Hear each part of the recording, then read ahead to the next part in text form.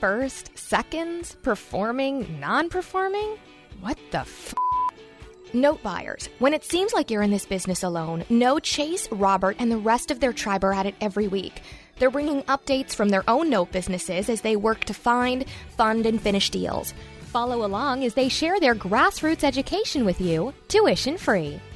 If you'd like to know more about what they do and to download the entire back catalog, check out NoteMBA.com. Now, here are your hosts, Chase Thompson and Robert Woods. In 3, 2. So real quick, that Wayne's World intro that you just gave me via video, I think we need to share this video for the first time. That was ridiculous. I would if I didn't look like I have a fisheye lens on my computer right now as I talk into my new Yeti podcasting mic that you picked out for me. We are genuinely official now. I'm very excited. One of the things that has me the most pumped this week is actually the listeners, the fine listeners out there. We want to give you guys a quick update on the show. Just want to let you guys know that we did hit the top 15 in the new and noteworthy among business podcasts, educational podcasts, technology podcasts. We were a top 20, top 30 show under the all investing category, and we're a top 100 show amongst all podcasts across all categories. So a huge shout out to the listener. You guys are so awesome, incredible, leaving ratings, leaving reviews, listening to the show. We hope that what we are delivering here is good and quality, and that we're answering all the questions that you guys have. And we're doing a really great job of it. And so we just want to say thank you to y'all. I definitely want to say thank you. The listeners are listening. They're doing what they're supposed to do. So we're just going to keep talking into these mics and making shows. And one of the big things that we wanted to talk about this week, we got a couple of things. You had a deal come up this week, kind of an interesting deal. We wanted to dive in on that kind of first thing right off the top. So talk about it. Yeah. So I've got a JV deal that we got put together, and it was one I was told not to do originally, which was interesting. It got bypassed for another individual, and I kept my eye on it. The reason I was told not to do the deal is somebody's told me, the numbers didn't work out because the property had a lot of equity in it. And what I've been looking at lately is stuff with equity in it, and I love it. Can you explain to the listener why someone would give you that advice in the market that we typically invest in? Because I know a lot of people in a traditional real estate investing world would be very excited about an equity position for different types of exit strategies. The parallel to that is the TLC TV show where women don't buy anything unless they have a coupon. Is with the stuff that's got equity, you're not going to get a big discount off the UPB. So you're paying 80, 90% of the unpaid balance. The catch with that is that's just the unpaid balance. If you look at what the arrears are and everything else, you're probably adding in close to 25% on low-end deals. So this one, for instance, we paid $19,500 to get into the deal. It's, I think at the time we picked it up, it had about $22,000 was its UPB. But with arrears and everything and some back fees that had been paid by other servicers, we were sitting somewhere around $28,000 for a payoff. And what was the value of the property? When we picked it up, we said 50 to be safe. In reality, we found out it was renovated inside and market values had gone up a little bit. So probably a little closer to 60,000. So we had tons of room. So I was going to say, so originally you were looking at a situation where you paid $19.20. You only had a UPB of 22. So most people would immediately not look at that as a doable deal. But the market value there, the arrears there, and all of the other kinds of things there really made it sound like a good deal. I mean, a fantastic deal. So it's a Florida deal, and the way I had looked at it is even if it was uncontested or contested, we're going to put it through foreclosure. We're going to tack on all my fees for my attorney, and we kind of know the deal was clean, so it's a set it and forget it. I got the $20,000 in the note.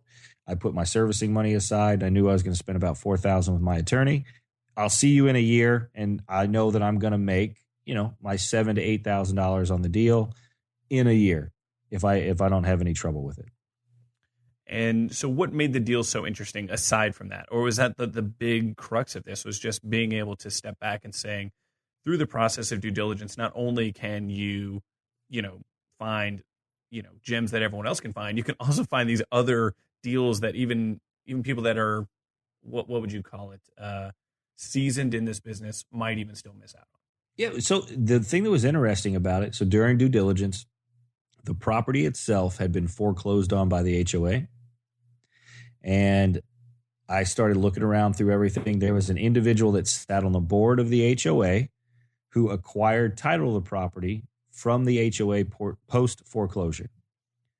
So in my world, I think it's ethical, not ethical, but the board foreclosed, the HOA owns it, and they say, hey, John, we'll sell it to you. So John paid $2,500 for it or whatever to get it from the HOA. So it's now titled in somebody else's, a third party's name. We still have the borrower outstanding. So when we went to foreclose on the property, what made it interesting is the individual who was the title holder was a little unique. We got some interesting letters countersuing us for using his name. He wanted payment in U.S. silver dollars for like $16 million. It was kind of what I would say if you thought this person might be in their living room with aluminum foil on their head thinking aliens are coming. So we also talked right before we started recording about a case study. We're going to come out with our first property case study. Is this the one that's going to be part of that case study, or is it a different property? This is going to be it. I guarantee there will be great. no address and no name for it because we had a couple other issues. It was a unique owner, but as we got closer to getting to the summary judgment, because obviously the third party title holder, he didn't have a justifiable stake to delay foreclosure or anything else. He went and retained counsel. He had asked for an extension for an answer, and then he retained counsel, which, some people don't like, but I was like, that's fantastic. My attorney was happy. Harris was like, hey, we got somebody to talk to now. And within a week of him retaining counsel, it comes out that we got all the rest of the information, that the gentleman had invested some money into the property, had renovated it. He really wanted to keep it. Let's settle. So we kind of looked at some numbers. And what's great about this deal that I think a lot of people would miss, and I almost missed it, the submitted payoff balance at the court without legal fees was somewhere around $28,000. And we had a couple $1,000, $2,000 or $3,000 in legal fees. We had sent our initial offer to him telling him that we would settle the mortgage and either sell him the mortgage or basically say it was paid off for $38,000. Now, mind you, the actual borrower only owed us $28,000. And the timetable was much less than you were originally planning on sitting on this property. I mean, you had originally had a set it and forget it of 12 months at least, or most, or what have you, and you're now out even sooner. 6 months. Shy of 6 months. I think February 4th would have been our 6 month point, and we're done with it. I was at the bank today. The wire came through yesterday. So we'd offered $38,000. He came back at $30,000. We split the difference at $34,000. These aren't 6-figure numbers, but $10,000 on a $20,000 investment. You mix in some legal fees in the middle. I'm pretty happy with it. It's it was a good return. My investor was happy with it. So and the big thing is, I guess, and one of the things to kind of remember before we jump into the next segment is that while you were doing this deal, you were also doing some more traditional kind of real estate investing deals. I know that you've got, some, traditional kind of rehab thing going on and other things. So this was a property that was kind of, sitting off on the side, not having to swing a hammer, not having to do kind of a traditional fix and flip type rehab deal with it or whatever the case is. And it was kind of set and forget cash, right? I mean, your attorney did his job and you fielded, the emails and calls and things that you had to do with him. But right. I mean, am I missing that, or is that right on point? No, that's exactly. I mean, when we looked at the deal, it was, hey, this is what we're putting into the deal. This is what we're going to need for legal fees, servicing, taxes in the meantime, making sure that it's got insurance on it. And we'll come back to it in a year. That by that time it'll be foreclosed on. We're good to go. No big issue. And yeah, I mean, I've got my rental properties. I've got a flip. I've got a whole other portfolio of notes. This was actually a smaller deal. We were into it for 19.5 as an acquisition point, which, I mean, I think most all of us know somebody with an IRA or a 401k with $20,000 in it. I just picked up 25 this week. I mean, from a JV guy that's looking to do a little bit more with his IRA. So yeah, I mean, I've seen it out there. in the wild. It's definitely there. What's great about this deal is the splits are unique. I won't get into what was in the behind the scenes, but my investor on it, she's making annualized, it's over 60%. But on the deal is a 30% cash on cash like return for her. We actually already closed on another deal today, literally the day after we got refunded from that one. We were putting the money back out on the street. We bought another condo here in Orlando. We bought the note on another condo here in Orlando. And we're rolling it from one to the next. Beautiful. Beautiful. Leads us right into our next segment. We are going to be talking about servicing. Now, there's a ton of different servicers kind of across the country. I personally have used FCI. That's a servicer. There's Madison. Got Allied. And then the actual guy that we're talking with today is the VP of Product Development at Land Home Financial. Mr. Joel Markovitz. Yeah, Joel, man. Joel is such a cool guy. And I was able to sit down with him and do a quick interview with him. And so for everyone to know, servicing is a key component to the note business in general. For those, would you say it's kind of a corollary to property management? I mean, is that kind of an easy, point of interest for people to kind of understand it? Yeah, I think property management is definitely a good way to parallel it. I mean, yeah, because you need to be diligent about who you hire. You need to pay attention to what they're doing, but you also need to let them just go do their job. And so the one thing that I think is great about servicers for a new investor, well, across the board, everybody should be using them. Self-servicing, I think, is just you're just waiting for something bad to happen. And for everybody that's going to tell you they're so good at it, let them do it. That's fine. It's a set it and forget it, but you need to pay attention to it. And when you're new to the game, if you don't have an attorney in Wisconsin, your servicer has an attorney in Wisconsin. You don't have to ask for a referral. Now you're going to pay a premium for it. Yes, but you don't have to pick up the phone. You don't have to worry about it. They'll manage it for you. If you like that attorney, the next time you need to foreclose in that area, you just go direct to that attorney and do it, and don't go through the servicer. Don't pay the premium. You pay the premium the first time and just manage the relationship. And that is the one place I think that people need to utilize servicers, aside from all the other stuff they do, keeping you in compliance with CFPB and all the Dodd-Frank acts or the rules and everything. The resources that they have, the experience, and just, it's not worth your time to do what they're doing if it's not your skill set. All right, so that's kind of where we're at with servicers. But Chase had an opportunity to sit down with Joel. I actually got to edit up this interview, and it's going to be great for you guys. Chase and Joel did a great job. They're bringing you so much information. So without further ado, Chase, do me a favor and take us into this interview you did for us. I'm Joel Markovitz. I am Vice President of Business Development for Land Home Financial Services. We are a mortgage servicer. We specialize in mortgage servicing notes for the individual investor, the small hedge fund that's specific to the distressed assets market, both first and seconds, performing and non-performing. I also have a trading company called Porthos Portfolio Trading, where we trade in similar products, first, seconds, performing, non-performing, REOs, hotels, things of that nature. And for people that are not familiar with that space, it's a heavily regulated space. It's that servicing side is Yes. It's heavily regulated. It's got all kinds of overseeing overlay kind of situations. It's not a place to be messing around. Quite frankly, and I've heard people who were alleged experts talking about, well, you don't really need to be have your loans with a servicer. Theoretically, he's correct. He's correct in the fact that you don't have to, but you're going to put yourself and your investors in a world of hurt. And quite frankly, for the cost of servicing, you put so much capital at risk. Frankly, it's a naive person's statement when they make that one. Sure.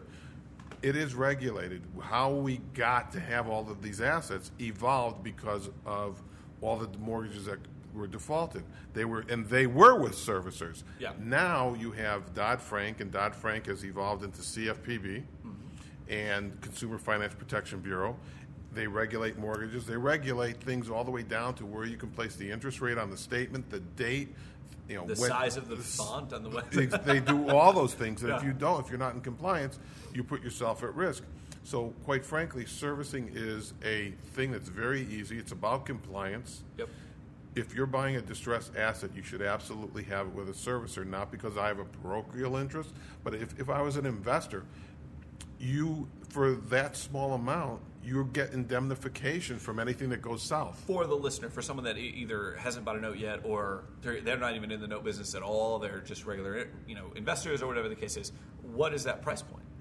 You say small amount. I mean, ballpark it. I mean, depending whether it's a first or second performing or non-performing, at a low of $15 a month to a high of $30 a month. It's not big numbers, but it keeps you in compliance. Now, if you add loss mitigation, which is in essence on the distress side, then that range generally is.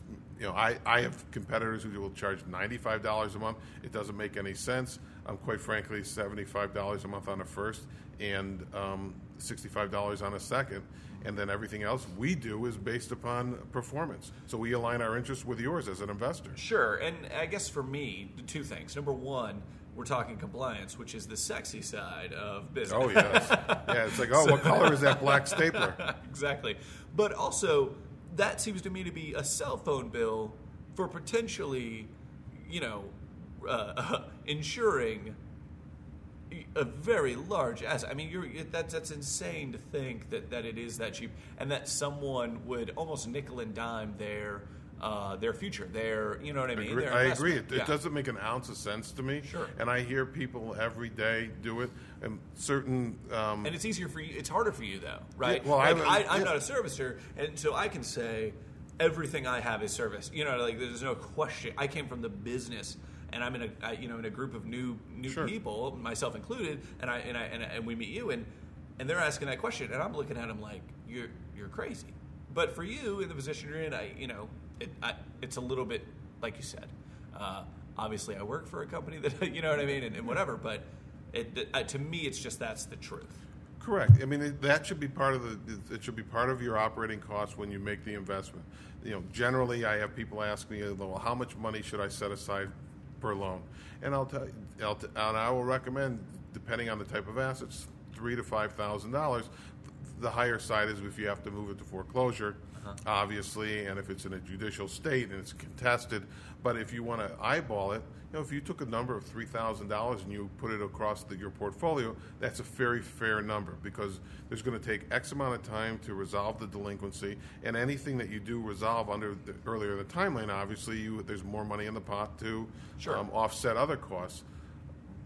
It doesn't make any sense to me why someone would avoid it just because they're trying to save money, because you're really you're saving pennies. Right. To trip over dollars. Right, exactly. And so take me through the process for someone that hasn't done it before. So, I pick up a note. I pick up, distress, non-distress, whatever the case may be. But I pick up this distress note, and bid's gone through, offer accepted, wire's gone, boom, boom, boom. Right. Now I've got my documentation paperwork and all that kind of stuff, and I call y'all. Well, we'll take it a little bit further back in the process. Oh, okay. When you go and you purchase a note from an entity, let's just say Watermark for the case in point, what they're going to do is, part of that agreement when you purchase that note is they're going to ask you, who's your servicer. Right. And if I do my job right, you're going to say Landhome is my servicer.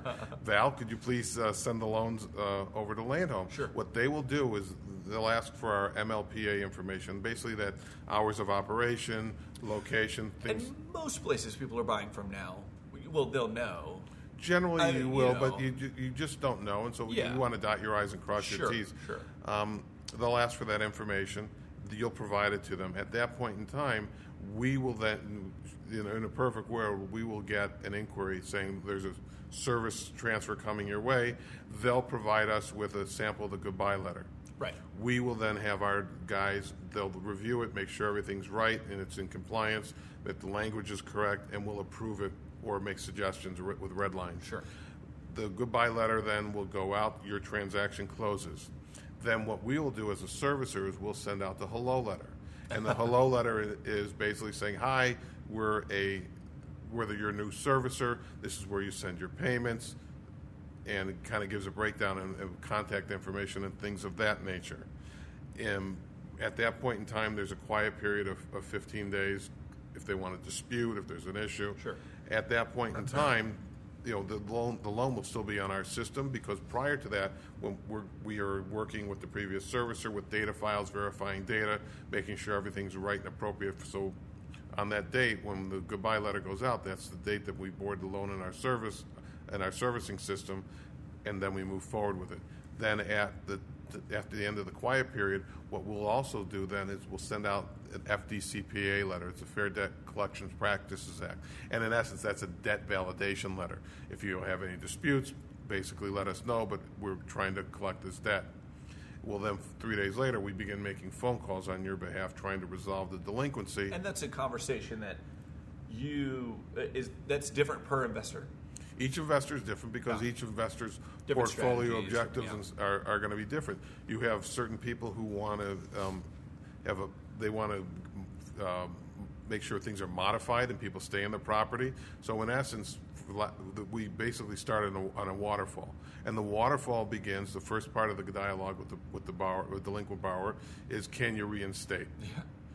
Can we just keep everything the same? Yeah, well, we'll take your arrears, we'll throw it to the back of the mortgage, we'll, in essence, modify it, but you begin making your same payment. Yeah, let's do this. Let's move forward. If they can't, then we talk about a potential forbearance plan. Sure. And then, if not, then we'll move to a modification and have that dialogue.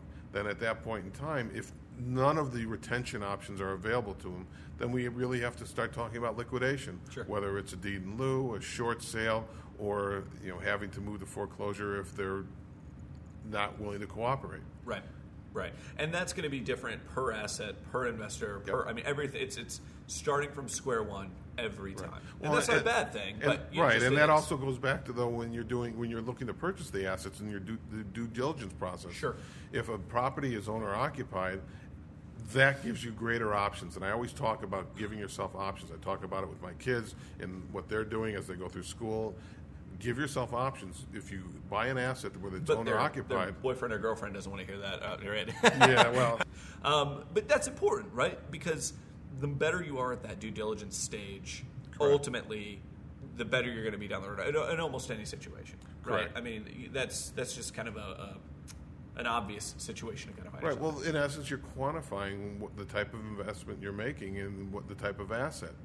Owner-occupied is going to give you greater options. It's going to give you retention options, liquidation options. In essence, that's on the first side, it gives you the full spectrum. Right. If you buy a property that's vacant, then now you already know that you're going into the liquidation or foreclosure option. Exactly. And that's fine. A lot of people in the REO market, when it blew up a few years ago, they started coming in and buying notes. And when you come in and buy notes, in essence, what they're trying to do is organically grow their own market. Right. So they were very comfortable moving to that liquidation stage. And I think it just kind of lets you walk into the scenario eyes open as best as possible. That's Correct. Due diligence. That's what you're just trying to continue to open your eyes more and more and more on this situation until everything's light shed and we see what we've got going on. Exactly. Yeah. Right. And so so that's the servicing side. You get things reinstated, payments go in, I get paid, everybody gets paid. Pretty much self-explanatory after that Correct. part. If everybody makes payment, life is easy. Yeah, right. Everything's moved forward. So past that, from the intro we brought up, now we also have a portfolio side of what you're doing. So what's happening there? Porthos is not associated with land-owned separate entities. But in essence, it's a trading company. One of the things that we kind of found is that we saw a vacuum being created where investors were looking for product. A lot of the product that was coming into the market, especially the market that we're really spending a lot of our time in, which is the low value, $125,000 of UPB and below, we saw that there was a kind of a vacuum being created. So one of the things that Robert and I, my partner, we came up with is we felt that if we brought a trader on who had the ability to reach out into the market with relationships with small banks, credit unions, things that are not traditional pathways for assets, that we felt that we can kind of come to the marketplace and with those assets. We formed Porthos back in at the beginning of June, and basically utilizing the clients and the relationships that we have with all the people who are attending Noteworthy Sure. and things of that nature, to be able to provide them alternative sources for product, not in essence, for lack of a better term, a non-traditional. There's a very interesting trade I just got from a small bank out of Chicago, and those are all Illinois assets that you would not normally see in the marketplace. But because we had a relationship there, we're able to bring something unique and different. Sure. Being a Me Too doesn't make sense. Sure, no, and I agree. So from the average listener, kind of listening to the show, they hear that information and they do what with that? They call you up, they go to a portal. What you'll do is you reach out to me, myself, Sure. or our trader. His name is Kish. And talk a little bit about what you're trying to achieve, and we'll talk to you. Yes, that's realistic. No, it's not. This is what we see. A lot of times, we get people who want to buy assets for 15 cents of the UPB in California. Well, though they've never existed and they will never exist. Sure. So you have to have a realistic understanding and expectation. That being the case, most of the time the people who work with us are generally, we don't do one-off trades. That's really not our marketplace. That's really Watermark's Yeah, sure. Something niche and trade. But our trades, we are usually around $200,000 or above. Okay. And they comprise a variety of different things that maybe are a little bit different or unique, both first, seconds, non-performing or performing. It's almost like a grab bag. For me, that sounds intriguing only because it's almost like you don't want to learn as you go necessarily, but you're diversifying the situation that you're in. Yes, by dealing with someone in that scenario. You do learn as you go to a certain extent. Sure. What you will, if you're new into the business, and what you will do in your first month is not what you're going to be doing a year later, or 18 months later, after that, or 24 months, because you evolve, the market evolves, your processes evolve. Doing things the right way, you get better, and therefore you conduct your business in a much better way. Sure. We had a very interesting trade that came in. It was a Best Western hotel in Yuma, Arizona, and they wanted $1.25 million for the hotel. But you go and you do your due diligence, and you find out that the occupancy rate of that hotel was 37%. Well, that would not substantiate a price that they were asking ever. And so, those are the different things that you have to do, and you have to be cognizant of. Due diligence is important, whatever asset you're buying, and it dictates what you're going to do down the road with it. And so it seems to me a lot of people within the business talk about, outsourcing, building teams, doing things like that. And you're talking about the importance of due diligence. And then prior to recording, we're talking about the importance of marketing. And then we're talking about the importance of, being able to maybe analyze a deal and do this. That's so many hats for some people. Correct. For you, what is the, if you were really great at X, that is a really great place to be. If due diligence is your thing, Yeah, but most of the people, if you're going to get into this space, most of the people got to this space not because they were good at due diligence. They were Sure. good at spotting opportunity. Sure. They were good at raising money. They were good. So I'm a believer that you should always stay with what brought you to the dance. The old Doc Pomus song, you can dance with whoever you want to. Save the last dance for me. Right. I mean, there's not a truer adage that you should be adhering to. Sure. And it's, I guess I should say it's like a lot of other businesses. Do what you're good at, not what you're not good at. I think the problem that I see in spaces that I've worked now, in this space included, is that people, they know what they're an A player at. They know this is my A game, this is where this is. And analysis, let's say, or analytics or something like that is that's F, right? Like that is my F game. I'm not in that space. I need to get a partner for that or whatever Correct. the case is. And what they miss though is they still try to do sometimes their B and C game instead of also finding people for that, and it hinders them to a certain extent.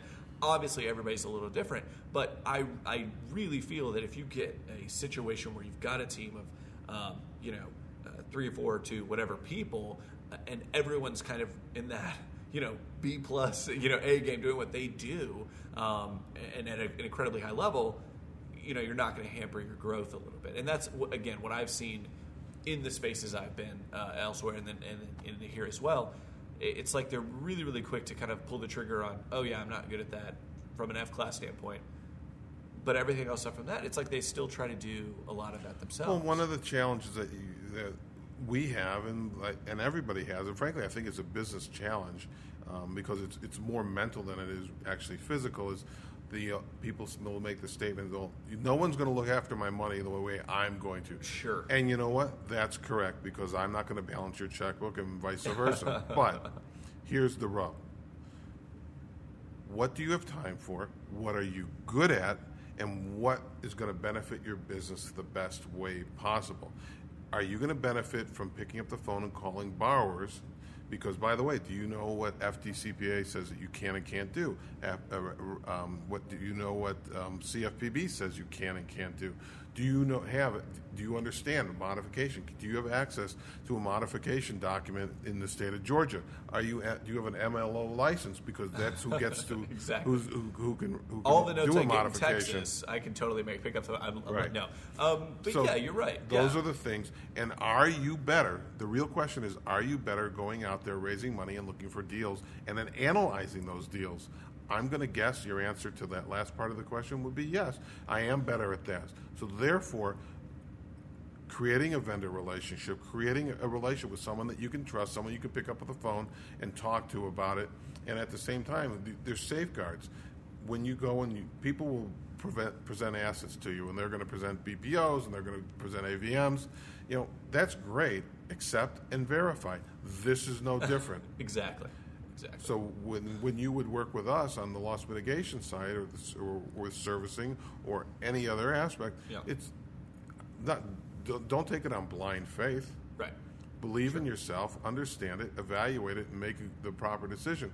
Because really, what you're doing is you're making decisions that are best for you and your investors' money. And if you undertake that fiduciary responsibility in that vein, you'll always be able to benefit, and then you can justify, like what we'll do with clients is we have an online portal that you can access, and you can get data, and you can see on a loan level what's taking place. And you can also get our client relations manager. His name's Joe LaBruna. You can get Joe on the phone or via email all the time. He responds back like at 4:30 in the morning on a Sunday to clients, and I'm totally going to tell him that he's and he'll probably shake his head and say yes. But why? Unless you're going to work all day long, and frankly, everybody has a finite amount of hours. To me, it's about budgeting, because if you're going to say you say you're going to work 15 hours in a day, and you're going to work 7 days a week because you're crazy. You're crazy, but that's your budget. Right. Okay? So basically you have 105 hours that you get to allocate. However you're going, or maybe those are only 15 are waking hours. So you have 105 hours that you're going to allocate during that week. So what are you going to do with those? How are you going to allocate them? Where are you going to dedicate your time? And what's going to derive the best benefit for you, your investors, and quite frankly, your family? Sure. And that I think that's the essence of kind of everything that the reason why most people get into some sort of form of investing or entrepreneurship or whatever the case is, or regular from an employee standpoint of getting themselves in a great position. It's understanding that idea of time, value, money, situation. My time is worth X. What is going to put me in the best position to earn that amount? Agreed. Is basically what it is. So that's fascinating. So one of the things I like to talk to guests about, and one of the things I like to kind of see the variety of answers that's coming in, is you are getting started in real estate investing, note investing, whatever the case may be, tomorrow. You have your knowledge that you've had or what have you, but you're starting over and you have $1,000 in your pocket or whatever the case is. What are you doing in that first week to a month to get started? Like, now you're not fumbling your way through as you might have been in the beginning. What actions are you taking? And the reason, obvious, for this question is we've got new people on they would love to know that, right? What can I do in my first 30 days or whatever the case may be? Well, in your first 30 days, first of all, I figure out, try and narrow it down. You're not going to make a value of decision, but you're going to try and narrow down exactly what I want to do and focus on that one area. Don't try and take a huge bite of the cake. You don't have to.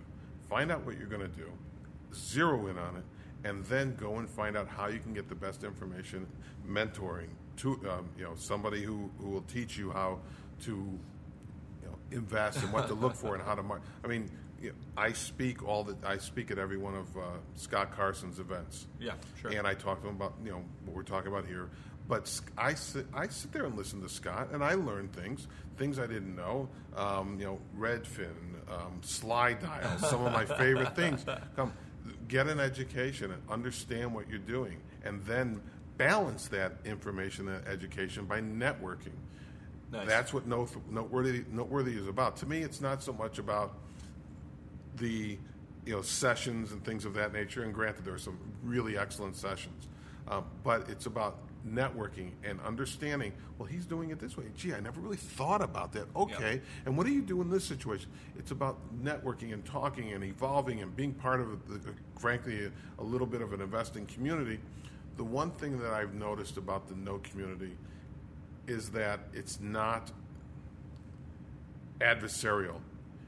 I think, I don't know if I coined the term, but I used the term co-opetition.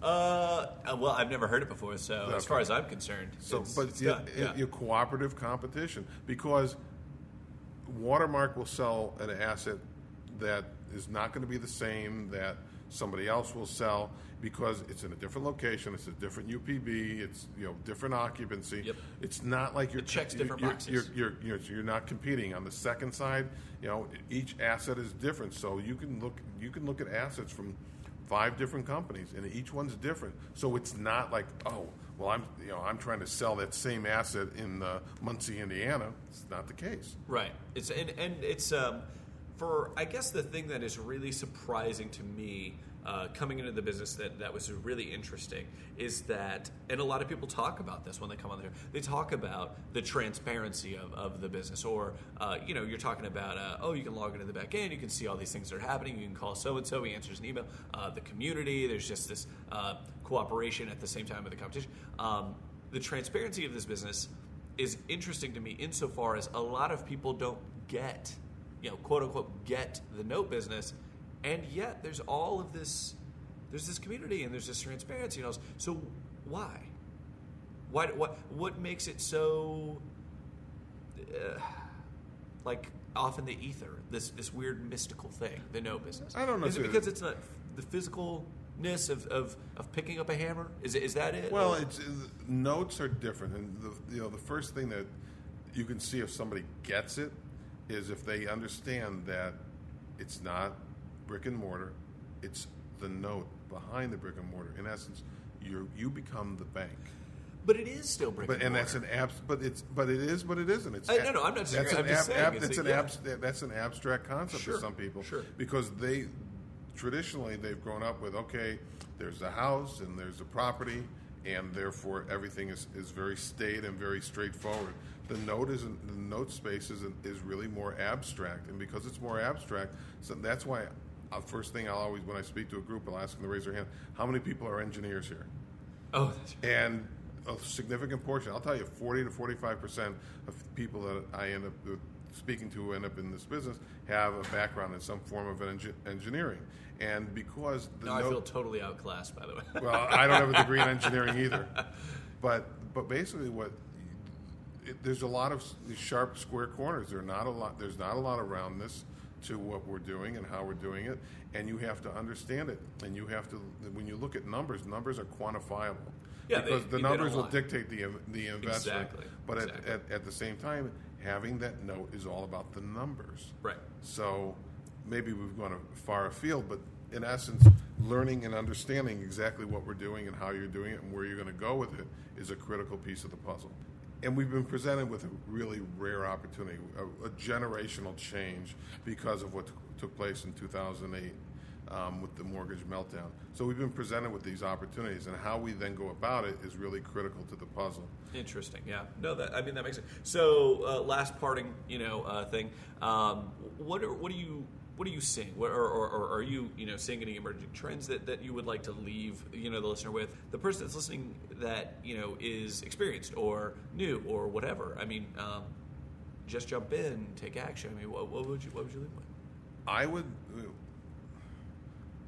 When you start out with a very defined objective. what you have to understand is that objective is going to change. And you have to be able to evolve. You have to be able to adapt to your environment, because if I see a lot of people, I want to modify 1,000 homes. Well, God bless you, but you might have to buy 20,000 assets. Yes, you're going to have, yes. And absolutely. so you can't be so staid or in your perspective that you're not going to be able to evolve. You have to evolve, and you have to be able to be flexible to what's taking place in the market. Another piece, a small bit of witticism or wisdom is when you buy an asset, record the assignments. You're buying a distressed asset. I cannot tell you how many times people will buy an asset and it'll go to tax sale because they didn't get notification from the county that it was going to tax sale, because they didn't file their assignments with the county. They wanted to save money, whatever the case may be. In most contracts, it'll say right there when you purchase those assets that you are agreeing to file those assignments within 30 days. I cannot tell you how many people lose assets to tax sale because they didn't file the assignments. I mean, that's a real important piece of the puzzle. I had that exact same conversation with someone I was picking up some notes from, and just kind of when was my paperwork coming in, yada yada, and he said it was a private individual. It wasn't. I was picking up some stuff from a pool that he had already picked up. And he said, "Oh, here's one of the things that'll be coming in." And I asked him about that assignment and everything. He's like, "Oh, I didn't even, And I thought he just said, "Oh, I didn't assign anyone. I was looking to flip them or whatever." That was crazy to me. Well, I can't even wrap my mind around. Again, it goes. I don't understand why you're protecting your money or your investors' money, sure. or both. The other piece of the puzzle is when you're going and doing your due diligence. If it says that there are no taxes due, that's a red flag. Like, the bells should be going off. How many people don't pay their mortgage but say, you know what, I'm going to pay the taxes. I really like this county. That sounds like a great decision. Well, and it's not even because they're terrible people. It's because it's wrapped in the... No, it's the DNA of what you're doing. Exactly. If you pay your mortgage, then you're probably going to pay your taxes. Now, only once, and this was very recently, there was a guy, he hadn't made a mortgage payment in 10 years, but he's been paying his taxes because he didn't want to get kicked out at a tax sale. But that's an individual that's very knowledgeable about he's running the system. Right. He's a professional foreclosee or whatever. But if you're going and you're looking to buy assets, check those property taxes, look at them, look at everything on there, run that title report. It's going to be, get an O&E report. Those are the things that are going to make your life easier when you move to servicing and loss mitigation. We appreciate you. And Joel, thanks. No, my pleasure. Happy to be here. Absolutely. Thanks. All right, man. So we just finished listening to this stuff, and I got to say, it was a great conversation. Joel's been doing this for a while. He knows what's going on. But I have to say, we started telling everybody, hey, we're going to talk about servicing and how important it is. And Joel was hitting on due diligence and how important, paying attention to that stuff is. And that's what keeps you safe on another level, even before you buy that asset, before you send it to your servicer. So that was a great interview, man. Thanks for taking the time and getting that out there for our listeners. I do appreciate it. Absolutely. And Joel goes to a ton of events around the country. So if you get a chance to sit and talk with him, shake his hand, take a moment with him, he is incredibly knowledgeable, and he will just, he'll just shoot you straight. And I really, really enjoy the relationship that we have with him. Thank you guys so much. As always, big shout out for going over to iTunes, rating and reviewing. If you have not had a chance already, please do that. Everything that we've talked about on the show today will be in the show notes on the website at notemba.com. So be sure to check that out. There's a button right at the top that says check out the latest show. You can click there and get the most recent show notes. And of course, you can send in your questions at ask@notemba.com. Thank you so much, guys. We'll catch you next time. Have a good one, guys. Take it easy.